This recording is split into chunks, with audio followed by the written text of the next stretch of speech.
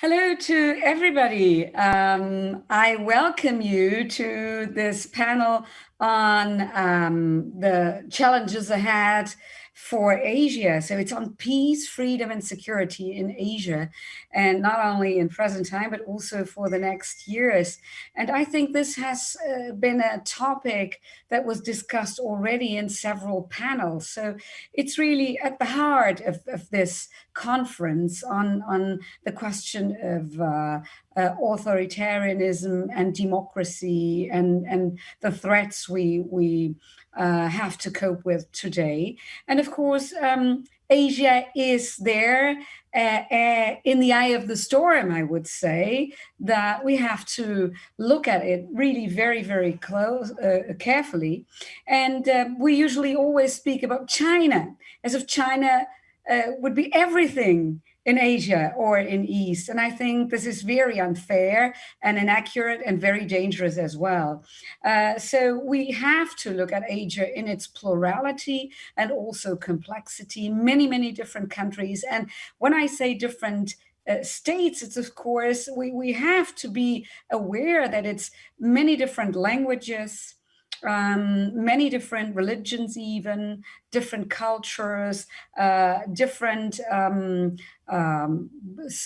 or social organizations, and very different political systems. And this brings me to precisely the topic of our panel. How is it possible to organize peace and freedom and order and security in such a complex region, a region inhabited by so many, many people? So it's one of the areas of the world where we have billions of people. It's the most populated region or continent or of planet Earth.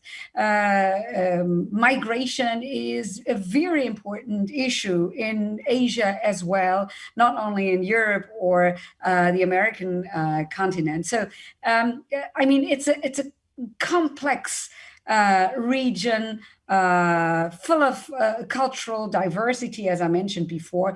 And here we have many, many challenges, of course. Of course, China is the dominant power in this region. But there are other very, very important countries. And we have here some representatives of these countries that my colleague Bill is going to introduce very, very soon. So it is not only important to think theoretically how to conceive peace and order and security in this very diverse region where we can witness many tensions and many conflicts per se, but also how to position towards how can these different countries connect to China or stand with China or against China. How can there be a specific political way for all these different countries? And then, of course, and this has to do with the next speaker that we have on this panel too. What is the role of the European Union regarding Asia? So how is the European Union going to create a relationship of cooperation with Asia, and also regarding China? So it's not China as one region, but many countries in Asia plus China. And this, of course, is a very challenging work that we have to tackle. And so I think the topic will be important for our students and everyone who is watching us. So peace, freedom, and security in Asia, the challenges ahead. So I give the floor to William Hasselberger, who is going to chair the session. And I thank all the speakers, but I also have to thank the technical team of the Instituut Stütz Politics, who is making this wonderful event possible with all these technical magic that we have here. And so thank you to all of us, and welcome, dear students. Welcome to all of you watching all over, I would say, the world. Welcome. Thank you very much, Professor Monica Diaz. Welcome to all of the students. Welcome especially to our speakers to this unusual but very important iteration of the Estoril Political Forum 2020. I will just say a brief set of remarks to introduce the topic a little bit, and then I will introduce our esteemed panelists, whom we are very lucky to have. Panelists coming from very different locations on the globe, and who will teach us how to think about peace and security in Asia with greater clarity and depth. So in 2018, something rather remarkable happened. The aircraft carrier, the USS Carl Vinson, one of the largest and most powerful aircraft carriers in the world, was granted permission to harbor for 4 days at Da Nang in Vietnam. As everyone knows, Vietnam and the United States fought a very difficult and in many ways very tragic war for many years, and many lives were lost. And yet, in 2018, for the first time since the end of the war, an American warship was granted permission to dock in Vietnam. This is kind of incredible, and it shows how Asia has changed, how the security environment in Asia has shifted in the last decade or so. This was, some analysts suggest that this was in response to Chinese activities in what China calls the South China Sea and what Vietnam calls the East Sea. So that was a sign of a rapidly changing, fluid security environment in Asia. And I just wanted to bring up one other point about the absolute essential importance of Asia to global security. Barack Obama famously argued that the United States needed to pivot in its security focus to Asia and not be solely focused on the North Atlantic. Part of this has to do with Asia's importance, not only economically, not only in terms of the size of the populations of the respective countries, but also as a hub of cutting edge innovation and technology, leading in many respects the world. So Asia is of crucial significance technologically, economically, politically, and in terms of the security, the balance of powers and security framework for the world. So I'm very happy to have 3 distinguished speakers from 3 different, as I said, 3 different locations on the globe, who will help us to think through the complex challenges faced in maintaining peace, stability, and freedom in Asia. So our first speaker is Brahma Mati from the Penang Institute in Malaysia. She is currently a visiting scholar there, working on socioeconomic and socio-political issues.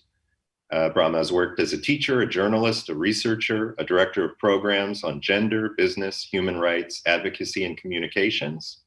She's been directly involved and/or has led organizations related to mass atrocity crimes, gender equality, migrant workers, trafficking in persons, HIV, social protection, migrant workers, human rights defenders, business and human rights, and has worked on these matters nationally, regionally, and internationally. We are very lucky to have Brahma Mati here. The floor is yours. Welcome to Estoril 2020. Right. Thank you very much, Mr. William and Ms. Monica, and thank you for inviting me to be part of this discussion. I've been watching a few panels in between work, and I found some of the discussions that I could get into really invigorating, because I can feel the optimism, because I do think we are living in very difficult times with declining democracies and many threats to peace, and yet I can feel the tinges of optimism, and I think that is something very useful and hopeful that we must hang on to. So it's a very big topic, as Ms. Monica has said, peace, freedom, and security in Asia, and Asia is big. And so I will just quickly try my best to talk about Asia and then move very fast into Southeast Asia. We forget that Asia has got West Asia, Central Asia, East Asia, South Asia, and Southeast Asia. Why I demarcate those regions is because each of us, by economics, by trade pacts, political influences, movement of people that Ms. Monica already raised, we are all intertwined in many different ways. And I think we got to keep in mind that Asia is huge, yet it's different. And how do we navigate that landscape? And now I'll come to Southeast Asia. The area I'm going to focus is the 10 countries in Southeast Asia: Brunei, Cambodia, Malaysia, Myanmar, Laos, Philippines, Indonesia, Singapore, Thailand, Vietnam, and Timor-Leste. Timor-Leste ought to be part of Southeast Asia under this regional group called ASEAN, which stands for Association of Southeast Asian Nations. But the ASEAN still has to admit Timor-Leste as a member, but we always include Timor-Leste in the discussions of Southeast Asia. So where did Southeast Asia come from? I know it's quite a normal question, but I think it is important in the discussion of peace, etc. Land masses, geographical movement, historical landscaping that people decide, that's the way it has to be, brought about this group of people that today we call Indochina, Peninsula, Indonesian archipelago, etc., the Riau archipelago, Philippines, which has more than 1,000 islands. But what is important is it existed at one time as borderlessness, which is important. Movement of people, movement of products. Yes, there were kingdoms, and kingdoms can displace each other, but they also have their own understanding, one kingdom to the other, which allowed a lot of, in a way, freedom, which is important. In their own monarchical situation, there was freedom, there were villages, there were head staff, etc. The trading routes, rivers and sea, and plenty of raw products, materials that had value. Then came colonization. Colonization by a few different actors. I'm not going to go into it because there won't be time, but just to show what triggered it. Of course, the lure of the raw materials, the lure of labor, the lure the lure of competing with each other. Lure meaning, oh, that country is doing better. Where did they go? Which is happening today. We are all looking at each other to build up our own wealth. And therefore, let me see where can I go and how. So certain countries like Vietnam, Cambodia, Laos had the French in them. And other countries like Philippines had the Spanish and the Americans over hundreds of years, which meant a lot of influences. Therefore, what is the colonial legacy? And under legacy, I put a big question mark, because there's a lot of guilt these days in some of the discourses. Oh, you Betty, sorry, I make it, I'm thinking about the students. You came and occupied our land. But I think the discussions are larger than that. And it's a question mark, because what do we mean by colonization, and what is the legacy today? I think these all need to be deconstructed. But what was left behind was different identities. Today we call it diversity. The region was diverse. It had multilinguals, it had multicultures, everything was there. Today we name it diversities. But with colonization, language was replaced, education catered to a new form, religion came in, mainly Christianity, and therefore these countries acquired an identity.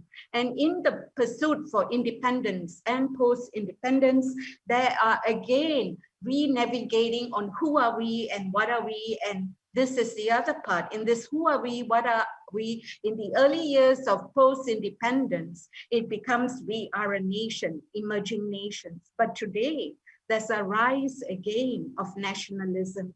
Is that a counter force to all the huge seamlessness through globalization that we hold on to our borders? I think are important discussions. Therefore, that is why I call it colonial legacies with a question mark or an exclamation mark, that it's not that it got, because somebody set on my land and set foot there, therefore you are the colonialist. I think it has expanded these discussions. So I put that up for further thought amongst the students and everyone else, and more discussions. So independence took place, and with independence, what happened is that the countries from 1954 to 1999 gained independence at various points in time. The independence, of course, has, the best example I can cite is India in Asia. We had East Pakistan, West Pakistan, and that Kashmir sandwich in between, and Tibet still wondering where it goes, and China has put a claim. I know we go back to China, has a claim there. So we have in Asia a situation of Myanmar before called Burma. Where did the Arakan province come from? Now called Rakhine. Arakan has been there from more than 2,000 years ago.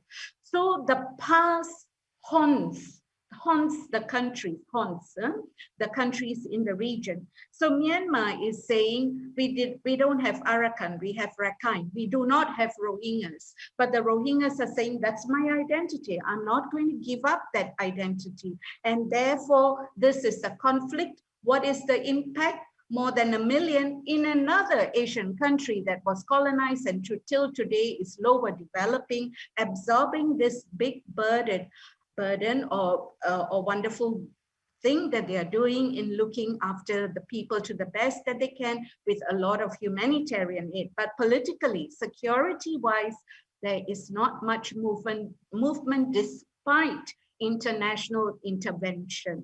So another example of the past haunting is things like in Papua and Indonesia. Papua wants to become independent, but there's oil and gold in Papua. So conflicts, potential areas as in traditional concept of security continue in southern Philippines, southern Thailand, Indonesia, Papua, and of course the big one that the whole world knows is Myanmar. The other part that I want to come to is this important area that the 10 Southeast Asian countries decided to form ASEAN. 1967, that happened to form ASEAN. And the most important thing that they crafted together and agreed upon was the Treaty of Amity and Cooperation 1976. Why is that so important? Two important points. We are together, free from external interference, subversion, and coercion. We also will respect each other, and therefore non-interference key. Non-interference in the internal affairs of one another. That thing was 1976. It took up to 2008 for the ASEAN countries to have an ASEAN Charter, which is good. It's a rules-based approach, but it also has to follow this treaty of 1976. Let's keep our area protected for ourselves, plus open up to other partners, etc., and also non-interference, etc., in each other's affairs. ASEAN has also expanded in its own way to have an East Summit, I forgot the year, as well as now it has East Summit with East Asian countries, China, as well as with Australia, New Zealand, and the US. So that is good that within the regional bloc, we also move to develop trade pacts and have discussions with others. The other part is the EU as part of this. The EU, and as ASEAN got structured through the ASEAN Charter, It also allowed a lot of diplomatic relations to be built up in Jakarta, the HQ of the ASEAN Secretariat. So EU, for example, EUS, many countries have got an ambassador and a lot of diplomatic ties are going on. Now, last section, the ASEAN Charter has got the Human Rights Commission. Again, it follows protect, promote, but non-interference in each other's national matters. The approach of the 10 countries, we are partly free or not at all free under Freedom House. Many state level subversions of protection of the people's rights, especially on restrictions on freedom of expression, incarceration of anybody who's seen to be a threat to the political structures, etc. Under traditional security, there are ongoing disputes on islands, Sipadan and Ligitan, Malaysia and Indonesia, but more crucially than all of that, of course, everyone knows about the South China Sea, PRC, Taiwan, Malaysia, Indonesia, Philippines, Vietnam, and the more important thing, the regional bloc. As ASEAN mentioned regionally, we are a bit cautious.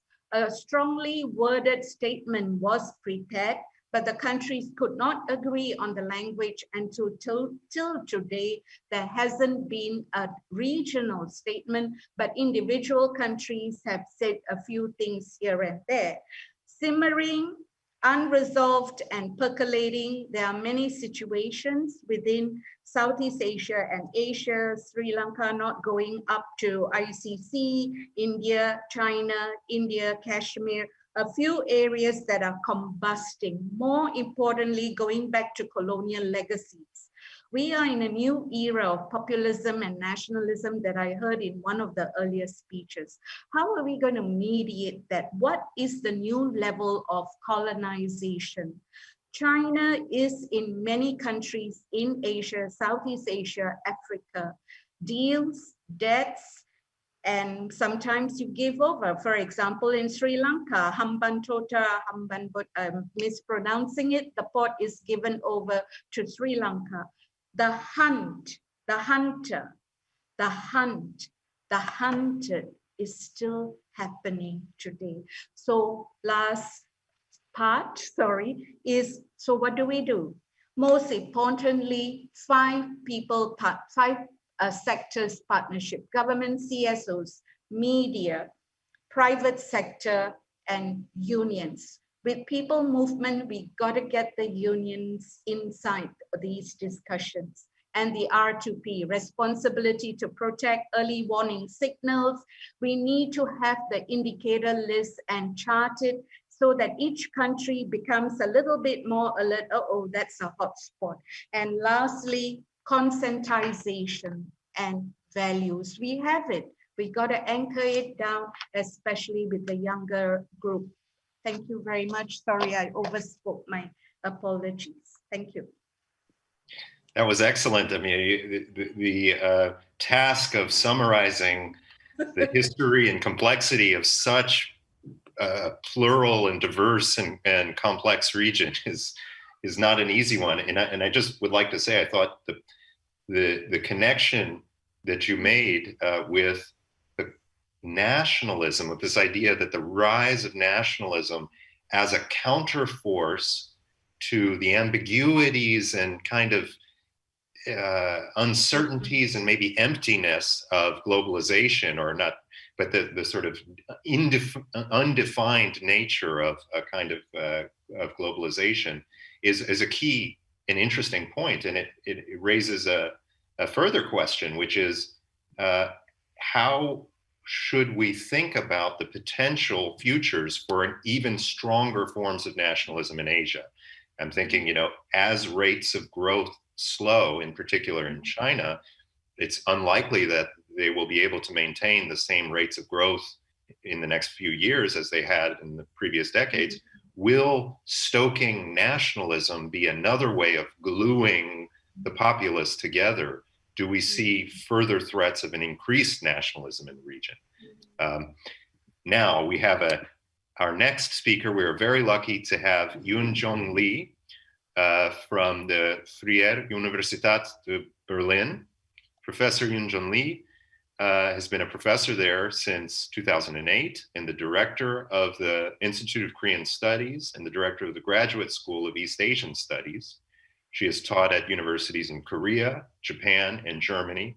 She's a member of the Academy of Science and Humanity in Berlin-Brandenburg and the Academia Europa.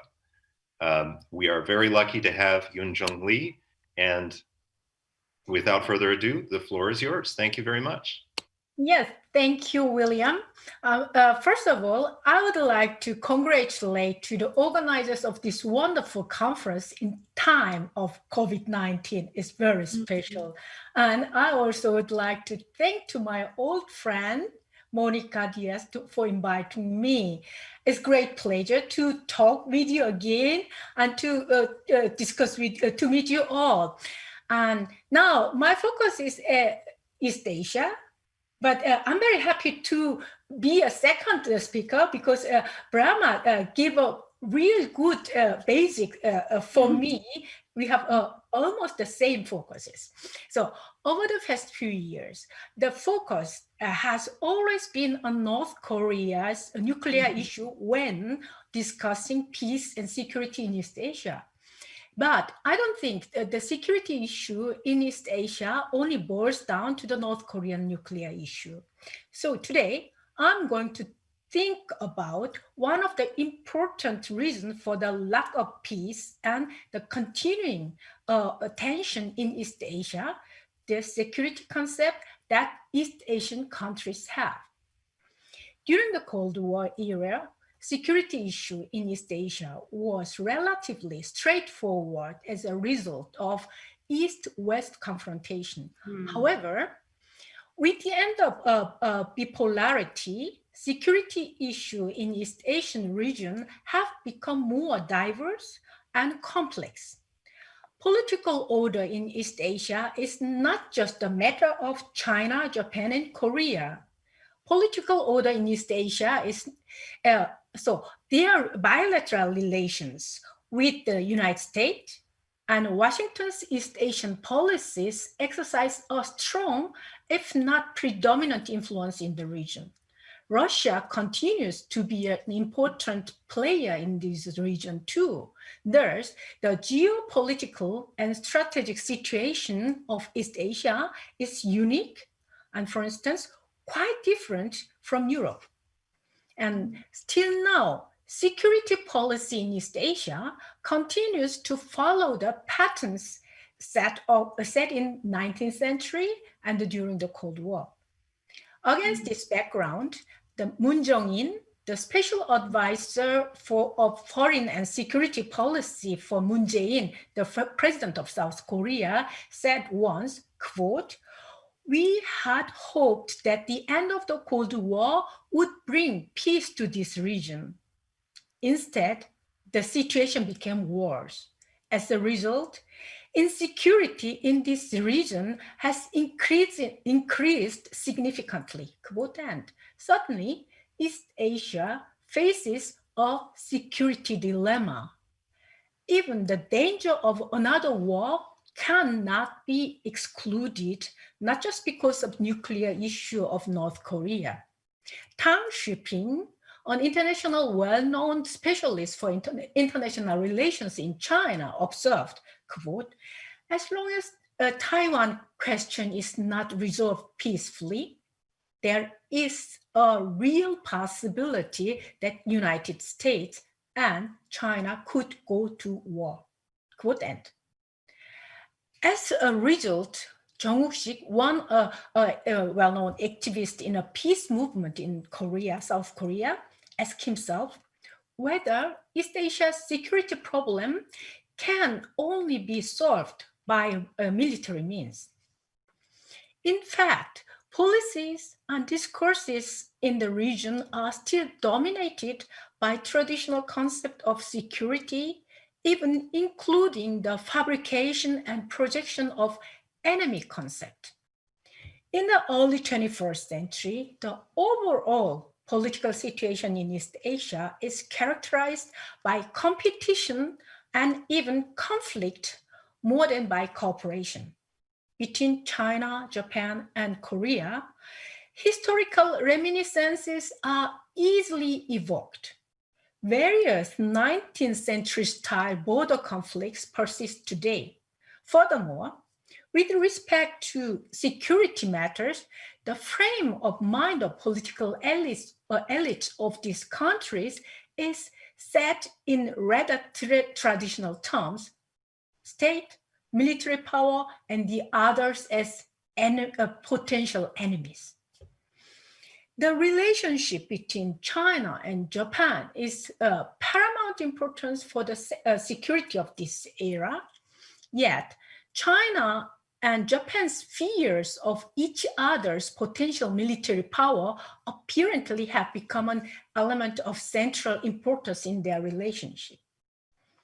Wang Xiaoshu, a vice president of the Shanghai Institute for for International Studies, puts the blame on Japan, and it has, quote, accelerated military modernization, which de facto lead the regional arms race, quote end. In fact, in terms of military expenditure, Japan, China, and Korea occupied among the first 10 places respectively in the world. Taiwan spends annually more than 2% of its GDP on military expenditure. In North Korea, the size of defense budget is not known, but there is no doubt that it should be relative to the GDP, yes, extremely high. East Asia nowadays is the most heavily armed region in the world. Even though the arms race is less direct and soft than during the Cold War, opinion polls in East Asia show that large segments of the public see the ongoing build-up of arms as the threat to their own security. Instead of making efforts to dispute mutual ressentiments, the political establishments often foster mental construction of the others as enemy. Hence, insecurity and distrust are even on the increase. What happens is that the countries push themselves into a security dilemma unless active confidence building measures and security cooperation are enforced. Furthermore, we have observed that the nationalism in all these countries in East Asia is on the rise. In China, the defense budget increased year by year, while Beijing seeks control over natural resources in the region and elsewhere. This is accompanied by the tide of nationalism, which also serves as a useful instrument to emphasize united and to gloss over several problems like unemployment, inequality, and pollution. The Japanese armed forces are among the most modern and sophisticated in the world, and nationalism, even to the point of xenophobia, appears to be getting stronger. They are tainted with the long-standing territorial conflicts and struggle for the natural resources. It is precisely the lack of mutual trust that makes it so difficult to proceed on a multilateral manner in East Asia. How could this situation of lack of trust, competing national interests, and nationalism be ameliorated? It's a question. One possibility appears to be popular integration from below. Tourism among the countries in East Asia has been on the increase, and popular culture is jumping borders easily and on a larger scale, and trans-Asian fan clubs have become a common phenomenon. translation machines are being used for trans-border communication in the internet, and of course, consumption patterns are getting similar. It is uncertain whether in the 21st century will become an age of citizens in contrast to the nation state of 19th and 20th century. Yet, it is quite clear that the activities of local and national, regional and global NGOs, along with the growing numbers of progressive think tanks in media, are gaining uncertain prominence in East Asia. And through them, longer-term, non-traditional issues have been and can be put on the peace and security agenda. These include cultural, economic, ecological, personal, and social issues, as well as natural and technological threat to human development and security. In the view of rebound of exclusive and antagonistic interstate relations, it will be important for the future of East Asia to what extent citizens and civil society can have an impact on the policies of their government and countries. Thank you. Excellent. Thank you very much for that very clear and thoughtful speech. I would just point to one thing that struck me as you were speaking is a new dimension in the last few years of power projection in Asia, which may not be directly kinetic, hard power, right? This sort of unusual, and it's also not soft power that is, attractive power, but this unusual gray area of sharp power projection, where countries pursue their interests, but by non-standard means that aren't directly either military or diplomatic and in an attractive sense. And I wonder how this projection of sharp power is changing the Asian security landscape. We are very lucky to have our third speaker, Jan Wouters from the Catholic University of Leuven.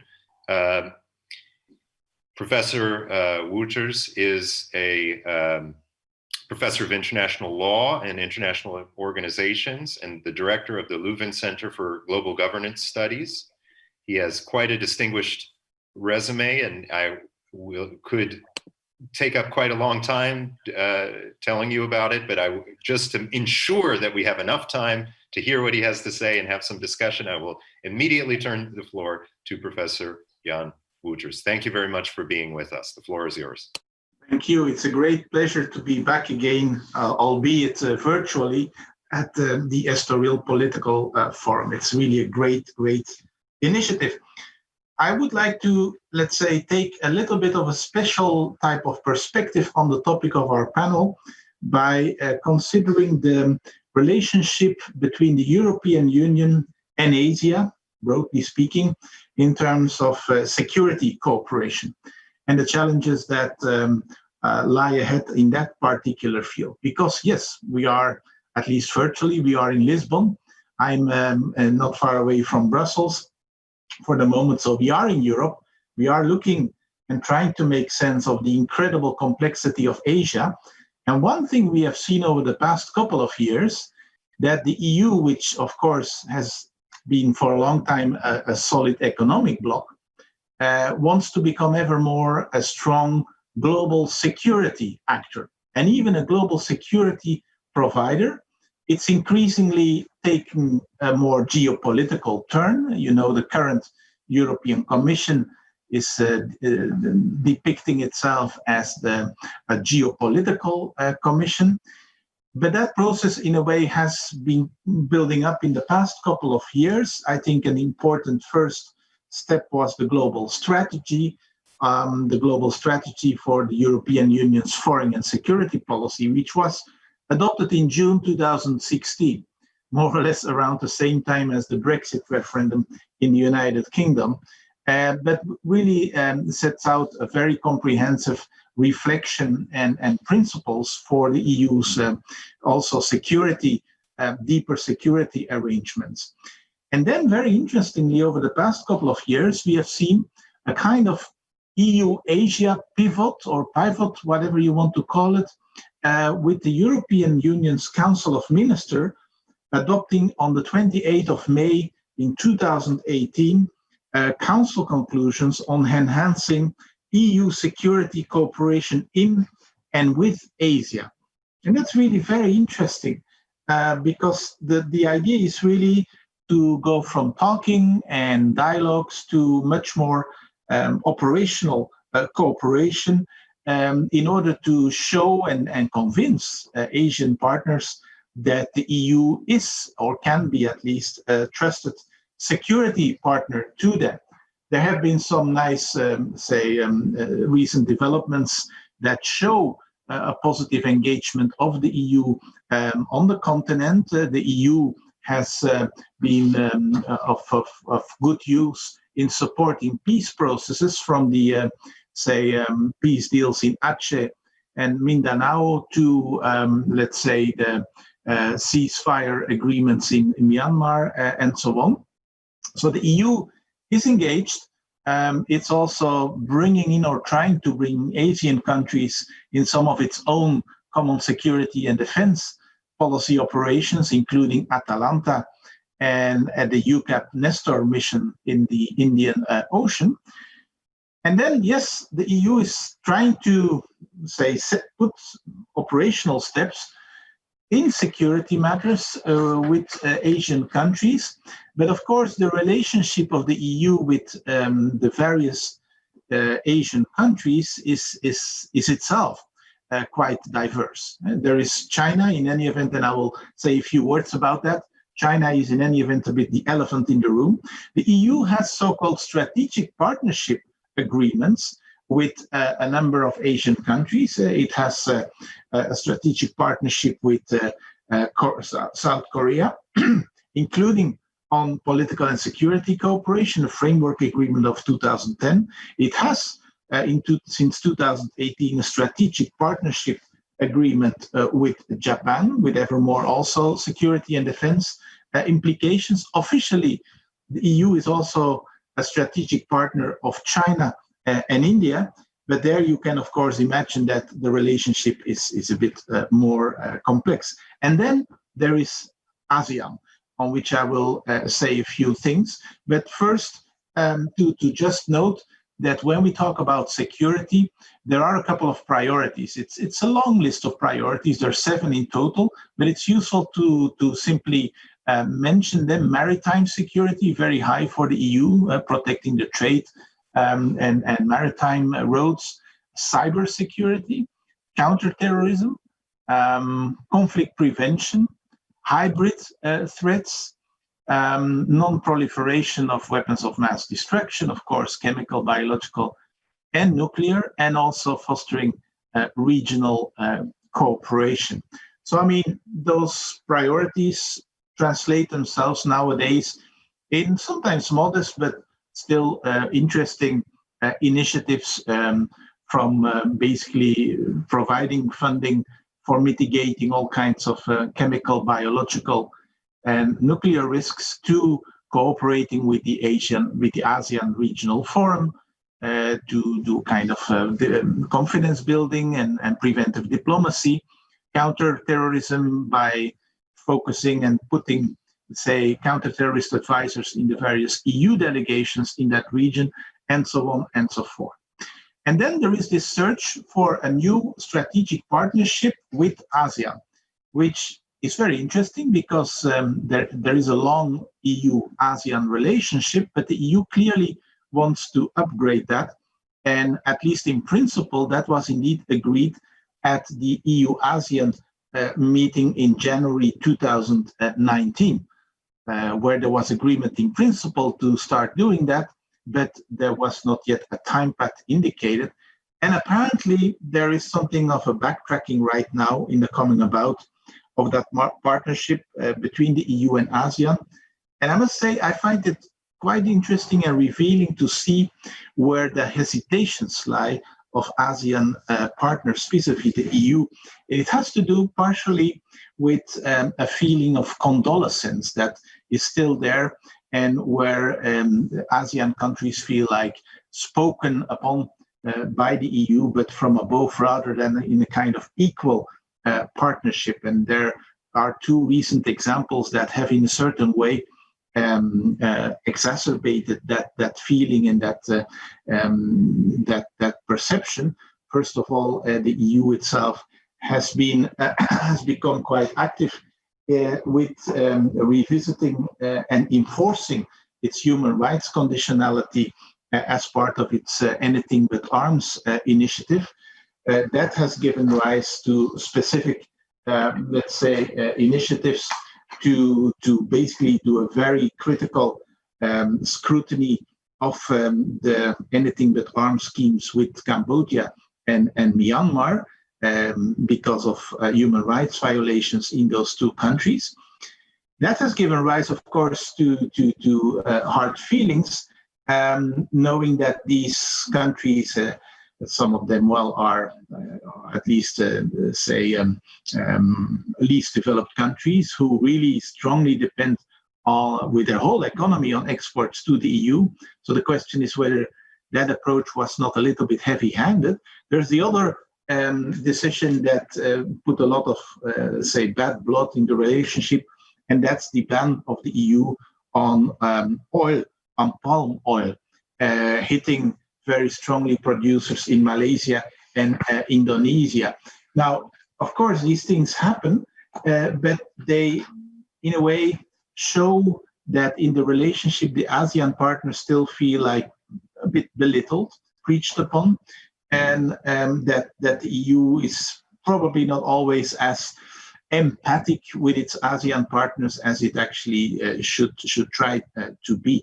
There is still this idea of the EU as a norm projector vis-a-vis ASEAN countries, whereas I think there should be, in a way, much more mutual trust in the relationship, and probably also mutual respect for different traditions and different sensitivities. Now, the other elephant in the room, as I said already, and I'm going to conclude with that, is China.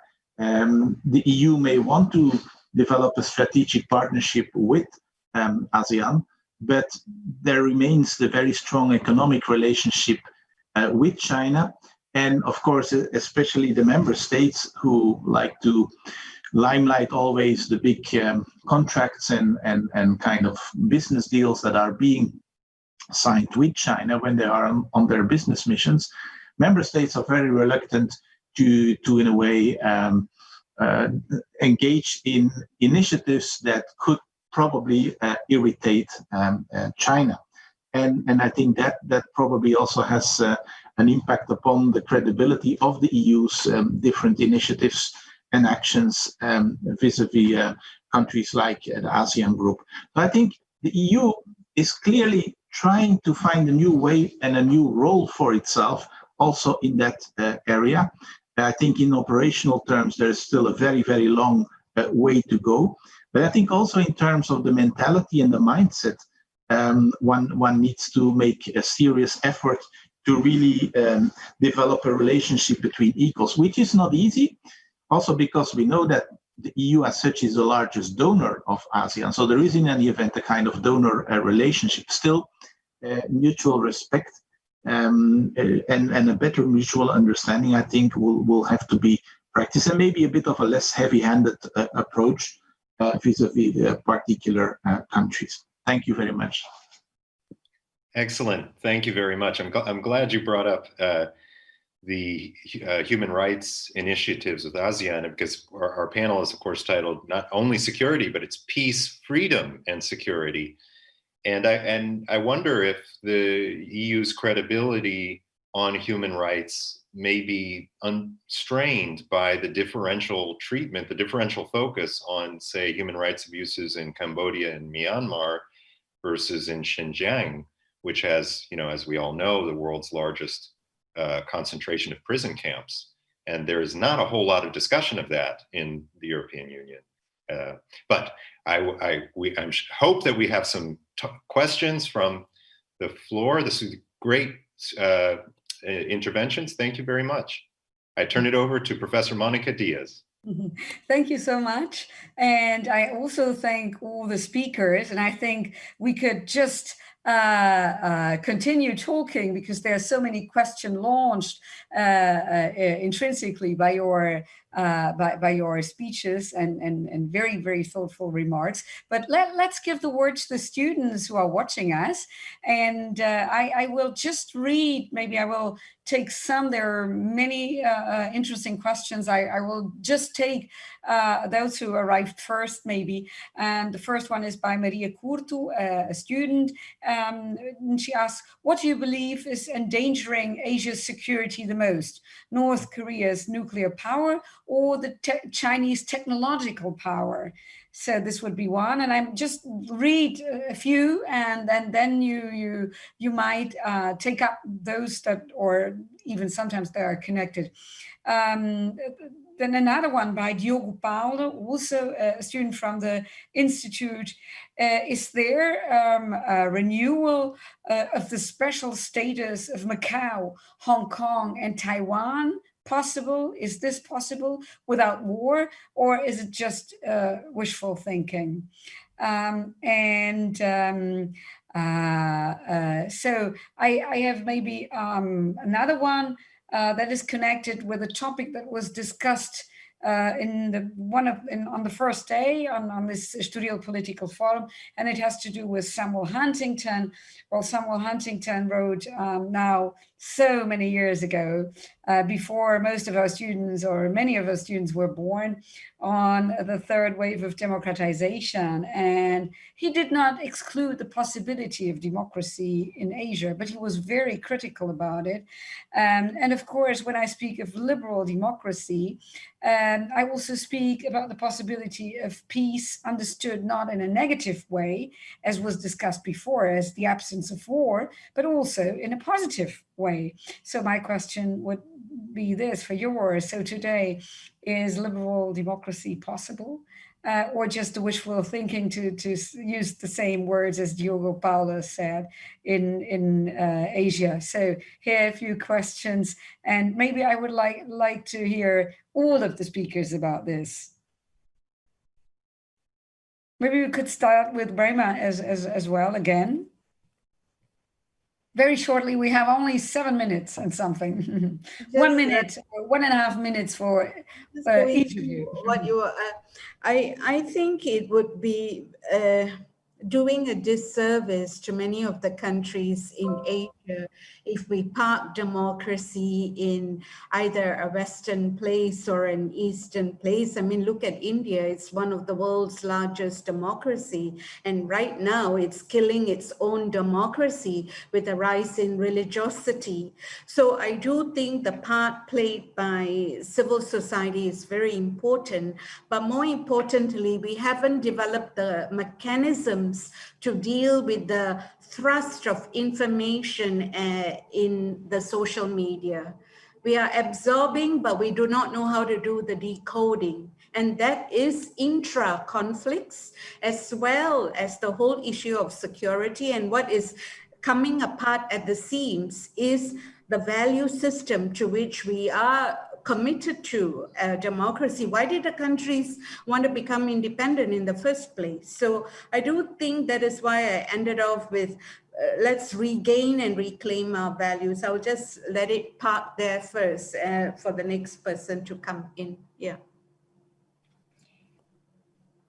So I will start to catch this first question, actually. What is the most dangerous factor for security in East Asia? And exactly, the question shows how strong the media influence in Europe is. When the student asks North Korea or China, is that what the media talked about again and again. But I'm asking to my students, did you think about that? Why the North Koreans have developed their nuclear weapon?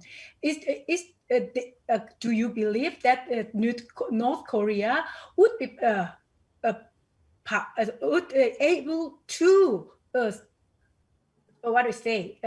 to use this nuclear bomb. So what is, the next question would be, did you try to include North Korea in the dialogue process? What can we, what the North Korea want and what can we do? But when you just see, catch the media influences or media images of North Korea, so we will have no chances to establish a dialogue for peace.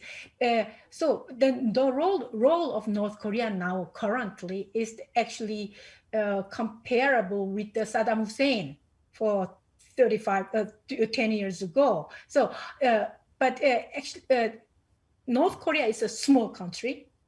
And they, the leaders of North Korea, they know very well if they are using the nuclear bomb, that is the end of their country. No one in the world would try to make their own country the end. No? So, so it's so complicated to explain this question when North Korea matters. But what I want to emphasize is that we didn't try to include North Korea in the dialogue process, and European Union too. So I'm asking all times to try to include or to make a suggestion to include North Korea in the dialogue process. Mm-hmm. Thank you. Just on that one point, just on that last bit, I'm from Singapore, a citizen. I mean, we had that wonderful meeting in inverted commas between the leader of North Korea and the leader of US. We staged it, but to what end? So that our investments can find inroads into North Korea. That's it. No, it's too easy to make North Korea to devil. It's not just North Korea. If you see that, who broke the promises first? So that is, I'm not the person who will defend the North Korea, but you have to be fair in the international process. North Korea was not just a devil in this whole process. I'm not talking about North Korea and America. I'm talking about a third country and what was the motivation of us wanting to hold that summit, which I think is interesting in international discussion. That's all. Yeah, thank you. Let's just give also the opportunity to Professor Yan to join here and to take on one of these questions as well. And it's, as you see, this is very lively and that's good about the panel. So only a few moments, but still, last but not least, you have the final word. That's not bad, Professor Yan. Well, it will be a little bit of a kind of globalizing remark rather than nitty-gritty comments on the questions. I think what we have to be aware of is that most probably the next major international military conflict is going to occur in Asia. It's the most likely region. There are so many points of tension and flashpoints. And I think in a way, again, from the European point of view, it's not just a matter of showcasing that we are now able to be a global security provider. We really have to work together with the countries that are able and willing to do so, in particular ASEAN countries, to support multilateral security arrangements over there, but also to really support the international rules-based order. It's one of those mantras of the EU, but to be very honest, we keep very, very silent. Even some people speak about a principled neutrality, about conflicts such as the South and East China Sea disputes, where we are always saying very generally, well, UNCLOS, the law, the Sea Convention needs to be upheld, but we don't dare to speak up on it really. And I think that we have to dare to speak up on issues that really are about violations of international law, whether it is the law of the sea or the Outer Space Treaty. If we are really committed to international law, we have to cultivate a similar respect and commitment with our Asian counterparts. I think also there is a high need for stronger inter-regional cooperation on the security level between both the EU and NATO on the one hand, and a number of dedicated ASEAN countries. But I mean, these are just a couple of remarks. There is currently no fully fledged EU, say, operational policy with regard to security cooperation with Asia. I hope it will come, but keep in mind, this is the intergovernmental part of the EU, and we can only go as fast as 27 national governments agree unanimously to go forward. I think that is a very good way to end with the word challenge. So it's a challenge also for Europe. And I would like to thank all the participants for the brilliant speeches and the incentive. Thank you. Bye-bye.